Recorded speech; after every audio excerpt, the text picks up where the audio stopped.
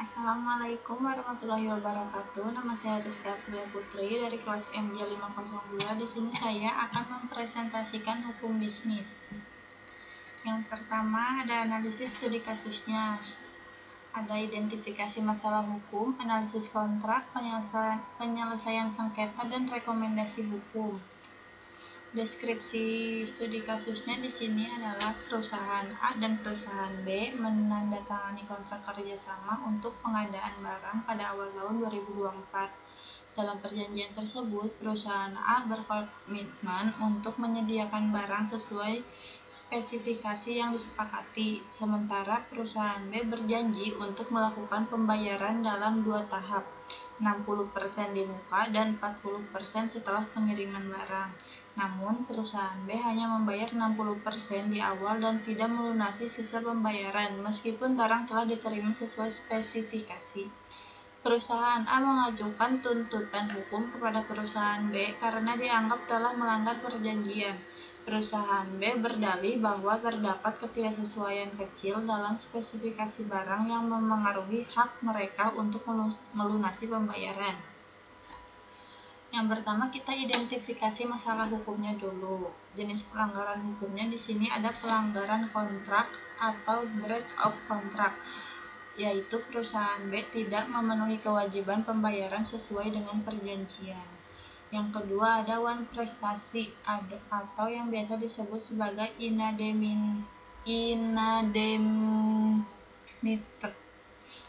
Perusahaan B tidak memenuhi kewajiban kontraktual menyebabkan kerugian bagi perusahaan A.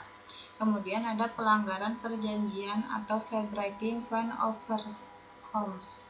Perusahaan B melanggar ketentuan perjanjian yang disepakati. Ada juga dalih perusahaan B. Dalih perusahaan B tentang ketidaksesuaian spesifikasi barang tidak dapat dibenarkan secara hukum jika spesifikasi barang sudah disepakati.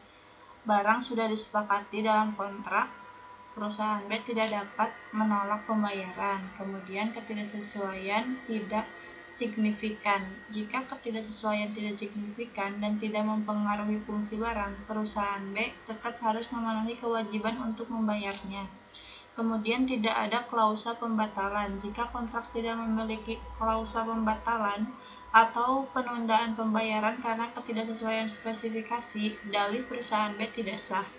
Prinsip hukum kontraknya di sini ada fakta servendal atau perjanjian harus dipatuhi. Perusahaan B harus memenuhi kewajiban kontraktual dan klausa kesepakatan. Perusahaan B tidak dapat menolak pembayaran jika spesifikasi barang sudah disepakati. Kemudian kewajiban pembayarannya, perusahaan B harus memenuhi kewajiban pembayaran sesuai perjanjian. Kemudian kita analisis kontraknya. Di sini ada elemen-elemen penting kontrak. Yang pertama, identifikasi pihak-pihak seperti nama, alamat, dan status hukum perusahaan A dan B. Kemudian tujuan dan ruang lingkup. Deskripsikan jelas tentang pengadaan barang dan jasanya. Lalu harga dan pembayaran, contohnya jumlah, cara, dan jadwal pembayaran. Spesifikasi barang atau jasa, deskripsi rinci tentang barang atau jasa yang diperjanjikan. Waktu dan tempat pelaksanaan, jadwal pengiriman dan penerimaan barang. Kemudian kewajiban dan tanggung jawab, deskripsikan tugas dan tanggung jawab masing-masing pihak. Kemudian ada syarat-syarat pembatalan, ketentuan pembatalan dan penundaan kontrak. Lalu penyelesaian sengketa, mekanisme penyelesaian sengketa seperti mediasi dan arbitrase, hukum yang berlaku dan pengadilan yang berwenang. Lalu tanda tangan dan wakil sah dari kedua belah pihak. Ada juga klaim kerugian bagi perusahaan A. Perusahaan A dapat mengklaim kerugian jika kerugian material seperti kerugian finansial langsung, contohnya biaya produksi dan pengiriman, kerugian karena keterlambatan pembayaran, dan biaya ganti rugi. Ada juga kerugian imaterial, kerugian tidak langsung seperti kerugian reputasi, kehilangan kesempatan bisnis, dan biaya promosi untuk memulihkan reputasi. Ada juga kerugian konsekuensial, yaitu kerugian yang timbul dari pelanggaran kontrak seperti biaya perawatan atau perbaikan barang, kerugian karena kehilangan dan atau informasi. Cara penyelesaian sengketa, di sini ada metode penyelesaian sengketa. Yang pertama, mediasi.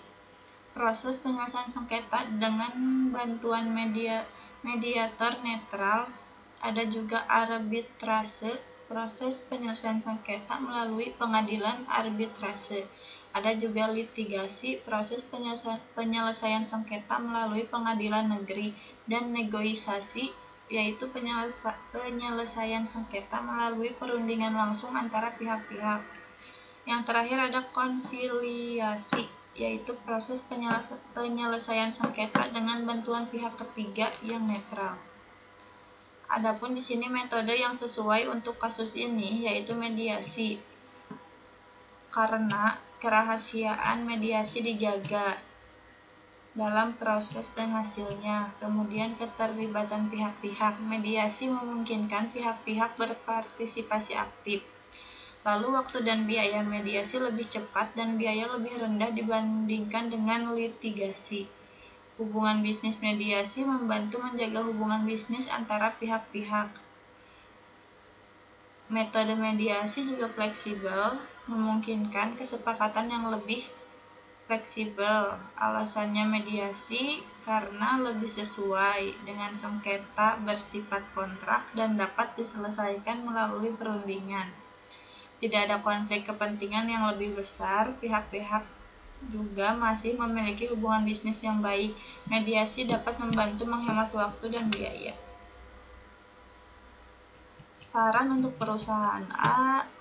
Yang pertama, periksa kontrak kembali, pastikan kontrak jelas, lengkap, dan tidak ambigu. Lalu lakukan due diligence, periksa reputasi dan kemampuan finansial mitra bisnis. Dan tentukan juga klausa pembatalan, sertakan klausa pembatalan yang jelas dan adil. Pantau kinerja kontrak, lakukan pemantauan rutin terhadap kinerja kontrak. Komunikasi efektif, jaga komunikasi yang baik dengan mitra bisnis. Sertakan dokumentasi semua transaksi, simpan catatan dan bukti transaksi. Lakukan perjanjian pembayaran yang jelas, tentukan jadwal dan metode pembayaran. Lalu pertimbangkan asuransi kontrak, lindungi diri dari resiko pelanggaran kontrak. Langkah hukum preventif, perjanjian kontrak yang jelas, buat kontrak yang jelas, lengkap dan tidak ambigu. Klausa penyelesaian sengketa, sertakan klausa penyelesaian sengketa yang jelas. Penggunaan mediasi, pertimbangkan penggunaan mediasi atau arbitrase. Pemantauan kontraknya, lakukan pemantauan rutin terhadap kinerja kontrak. Perjanjian kerahasiaan, buat perjanjian kerahasiaan untuk melindungi informasi rahasia. Kemudian penggunaan teknologi kontrak dan konsultasi hukum. Sekian presentasi dari saya. Wassalamualaikum warahmatullahi wabarakatuh.